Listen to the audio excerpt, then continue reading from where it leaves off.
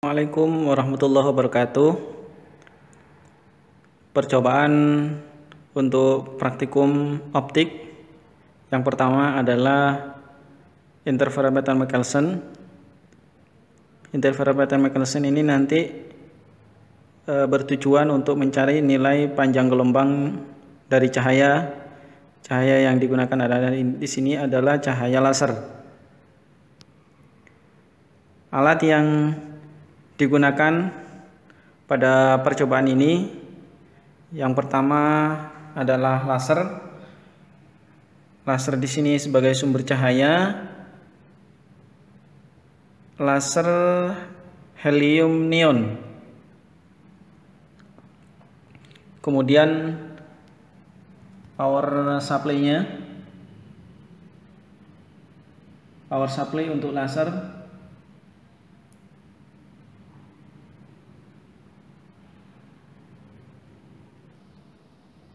Power supply ini berfungsi sebagai sumber tegangan untuk menyalakan lasernya. Kemudian yang kedua adalah cermin atau mirror. Mirror di sini untuk memantulkan cahaya laser. Cerminnya ada 1, 2, 3, dan 4. Kemudian lensa dengan fokus 20 yang berfungsi untuk memfokuskan cahaya laser. Kemudian beam splitter. Ini adalah beam splitter. Beam splitter berfungsi untuk memisahkan berkas atau intensitas cahaya dengan 50% nanti cahaya itu diteruskan atau ditransmisikan dan 50%-nya direfleksikan. Kemudian ini adalah set untuk interferometer ini yang ada micrometer scope-nya. Di sini berfungsi untuk mengatur atau menggeser cermin atau mirror yang di sini sehingga panjang gelombang nanti bisa diketahui dengan menggeser micrometer scope-nya, memutar. Kemudian base plate-nya. Ini adalah base plate.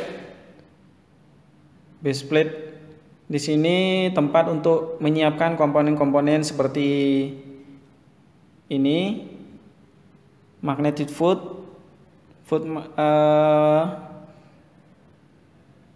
ini magnetic foot.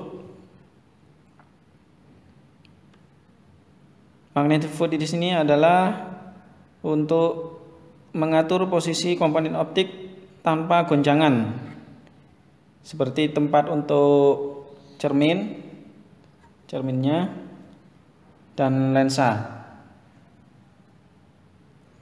Kemudian screen di sini adalah untuk menangkap cahaya atau fringe-nya. Langkah percobaan pada praktikum interferometer Michelson ini adalah yang pertama kita nyalakan dulu power supply-nya dengan membuka kunci yang ada di belakang ini. Kunci ini untuk meng-on-kan selain tombol powernya.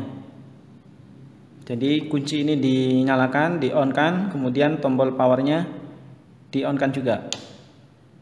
Kalau ini kunci tidak di-on-kan, maka meskipun tombol on off-nya itu nyala, laser tidak bisa menyala. Jadi harus dinyalakan juga.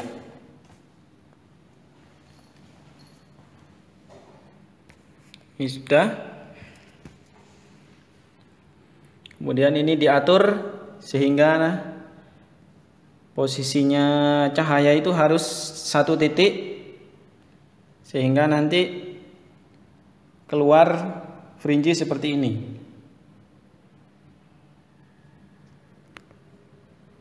Jadi seperti ini nanti fringe-nya. Kemudian untuk mencari panjang gelombangnya, mikrometer ini diputar.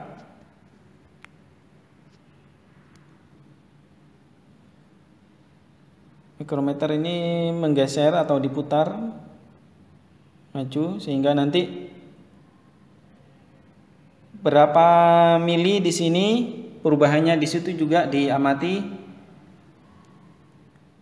Misalkan di tengah itu terang, jadi nanti pada saat diputar, mikrometernya ini pada saat diputar,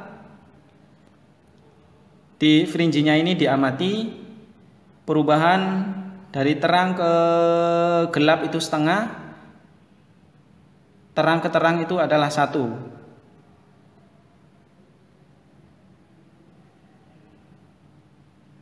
Jadi mikrometer ini diputar, nanti ininya dihitung perubahan fringe-nya itu, misalkan mulai dari terang sampai di sini 0 atau sampai berhenti. Jadi ini bisa di fullkan dulu. Di fullkan dulu sampai 25 mili.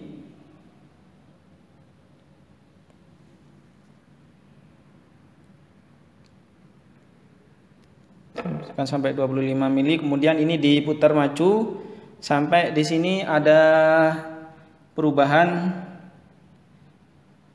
terang gelapnya. Pada saat ada perubahan terang gelap, kemudian ini dicatat angka yang ada di mikrometer skrupnya ini berapa, kemudian nanti sampai maju sampai 0. Misalkan di mikrometer menunjukkan 6 atau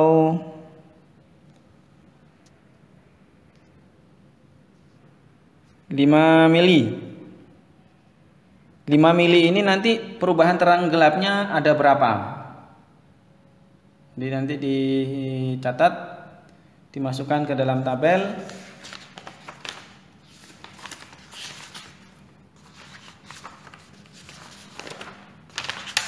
Jadi dicatat nilai N-nya itu berapa. Jadi N-nya itu menunjukkan jumlah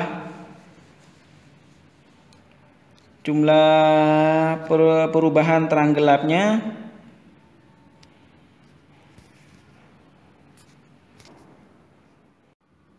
Setelah diketahui jumlah perubahan terang gelapnya, nanti bisa dicari nilai panjang gelombang dari cahaya ini.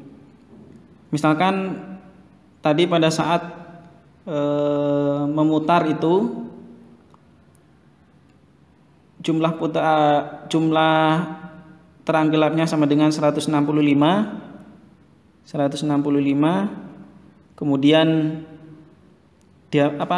jaraknya itu atau putaran dari mikrometer itu sama dengan 52. Maka nanti bisa dicari nilai atau panjang gelombangnya dari sini. Dari sini, dari menggunakan rumus ini. 2D per N. N-nya ini adalah jumlah ringnya atau perubahan terang gelapnya, kemudian D adalah jaraknya pada saat mikrometer skrup itu diputar. Setelah itu nanti akan diketahui nilai panjang gelombangnya berapa nanometer. Kemudian percobaan ini diulang beberapa kali.